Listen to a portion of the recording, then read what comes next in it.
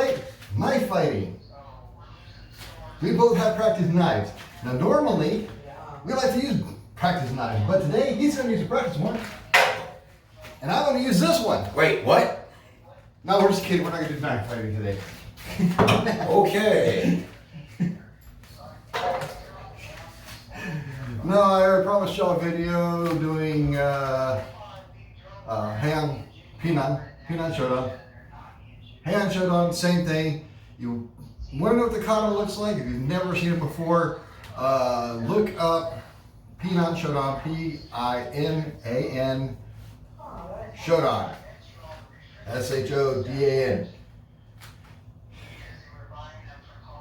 There's a lot of videos out there. If you can't find the Pinan Shodan, look up Heian Shodan, which is Heian Shodan. There's a lot of videos out there. I usually go to those videos when I have not practiced, or if for some reason have some kind of block on what I'm supposed to be doing. I look up those videos, they help me remember, and yeah, they're real good to go, guys. But we're going to go over some of the Bunkai of the katas so you understand. Now, if you've never seen those katas, please go look them up and then come back to this video and understand the Bunkai. And I'm bleeding, yes. Very faintly. I'm messing around with that real knife and I cut myself. So, kids, Safety, don't play with live weapons. We're professionals. Sort of. The state wouldn't agree with that. No, but I've got a few certificates on the wall that says, yeah, I am. Somewhat. Some of them still argue with you.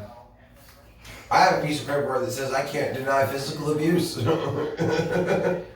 Oh, I've got a few pieces of paperwork that says I like to give physical abuse, so we're all on the same page. All right. So, in Pinan Shodan, the first move you do is you're here, and you're going to look to your left, get into a cat stance. Bring your foot down into a front stance, get on barai, and then you're going to step forward and punch. So what that is you're going to attack me now. You're going to attack me now. Right or left? Your left. So as he comes in, hold on. As he comes in with the punch, I'm going to cat stance, bring his arm down and back, and then step in and punch him. The whole purpose of that is to basically eliminate that opponent. You have to remember, anytime you get to a point in the kata where you stop, pause for a brief moment, and then move on, you've finished with an opponent. So if there's a punch there, you've done something very bad to that person. Everybody thinks kata is this fun thing to do in competition stuff. No, kata is very serious. You're actually, we're actually passing on these techniques that apply to the system and the principles behind them, as well as some really bad things to do to people. So what looks like a simple move in a kata, not always a good thing. We were discussing this before we started filming about how a move that looks like this and comes to this side doesn't look like much, but you're actually throwing someone by their neck. Yep. So yeah, these are bad things you can do to people. And this is one of the basic katas that we're going over. There's actually one kata that we do before this called Juni Ippon. And it's a very simple kata. There's no kicks in it. There's no kicks in this one. There's no kicks in this one. It's all hand techniques. But But that's the first move, that's what you're doing. The next move is actually someone's attacking from over this way, and I'm here, and I see him. Hold on, this is where you come in with a kick. Ah! He comes in with a kick. Ouch, I just hit the stool. Try kicking the other leg. And we're gonna scoot over just a little bit. For the left? That leg. So I see him, he coming, and he comes with a kick, I sweep the back. He grabs my wrist. I bring my hand around, down, throwing his fist off, step in and punch.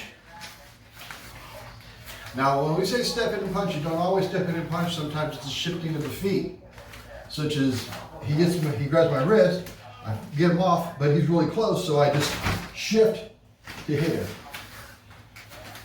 But that's something we can get into a lot more detail later on, because there's some specifics we're not touching on that.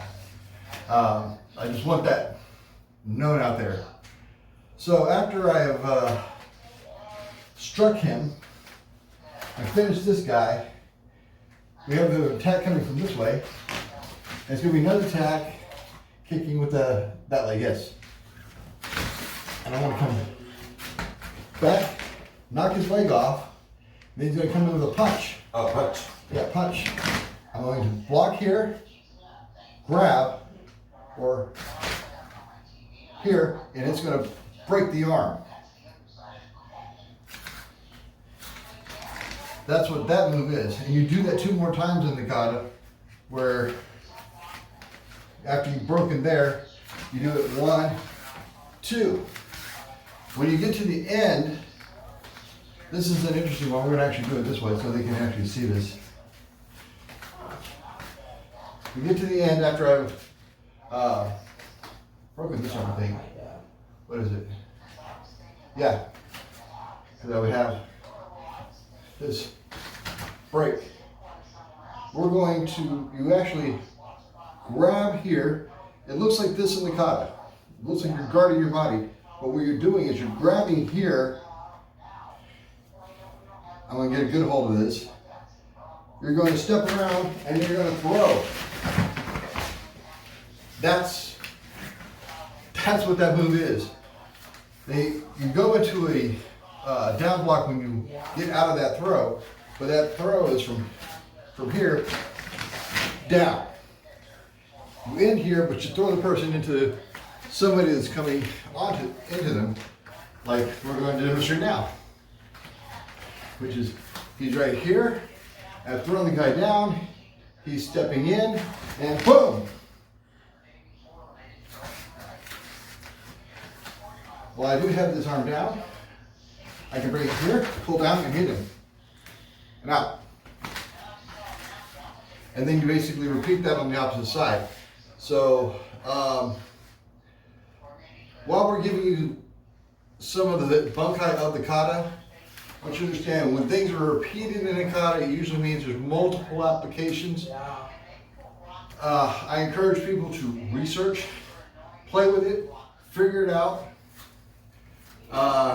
Interpretation is everything. If you have an instructor, play with it, bring it to his attention, what you think, and see what he has to say about it. If you have a very, I don't know, I don't want to say bad instructor. You have one that is not very open to anything other than what he teaches. He probably is going to be like, no, it's what this is. If you have a teacher that's a little more open, he might be like, well, let's play with that, see how it works.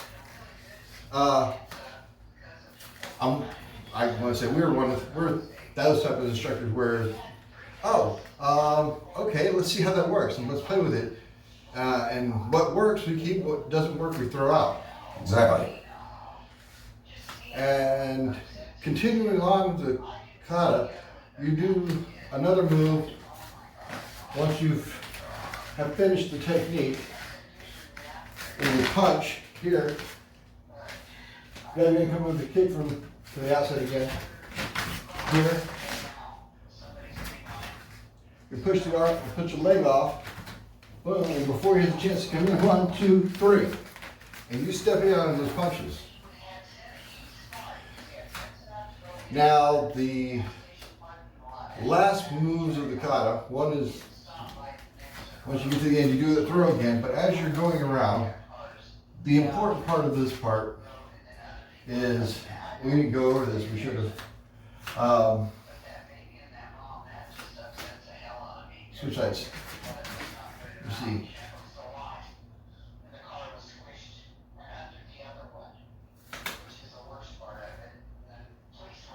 Switch sides again.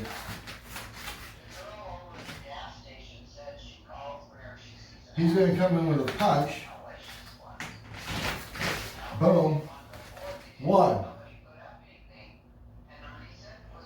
And then you step in on this, you bring his arm around. 2. I've got him basically a nice little arm bar, and I've got his head suspended.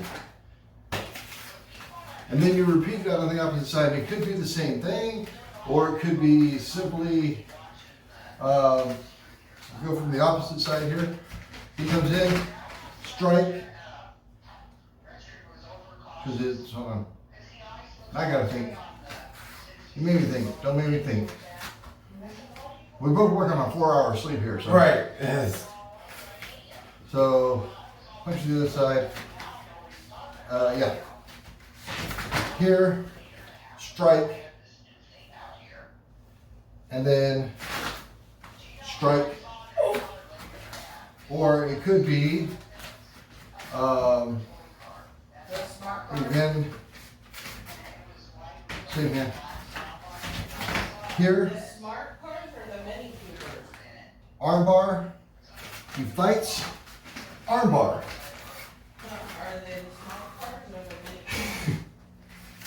So as you can see, these nice little moves that we do in kata, they look all cool and whatever. Sometimes it gets boring if you don't really, are not really interested, or you just like creative kata or whatever. I've got nothing against creative kata people. Let's just say that when used for its actual application, it can be brutal. Yes. The neck being the issue here. A light enough strike to the right spot causes a lot of hurt. Yes. That's why it's always paramount to be careful with anything we do. You could tap me in the temple and probably kill me one day. That's the bad part. Even that just feels weird. Yeah, there's what you don't see on camera is very interesting. Now, we weren't going to demonstrate the punch. No. Without something. Maybe. Because now I'm not actually a punching bag. Yes, as much as I thought I was before. Last time I did this punch on him, he dropped like a sack of potatoes, and I felt like absolute crap for a week. Because I talked to him the next day and he still felt it, and I was like, oh, you gotta be kidding me. I know when my eyes are bad that things aren't good, so I don't go out. What? I do when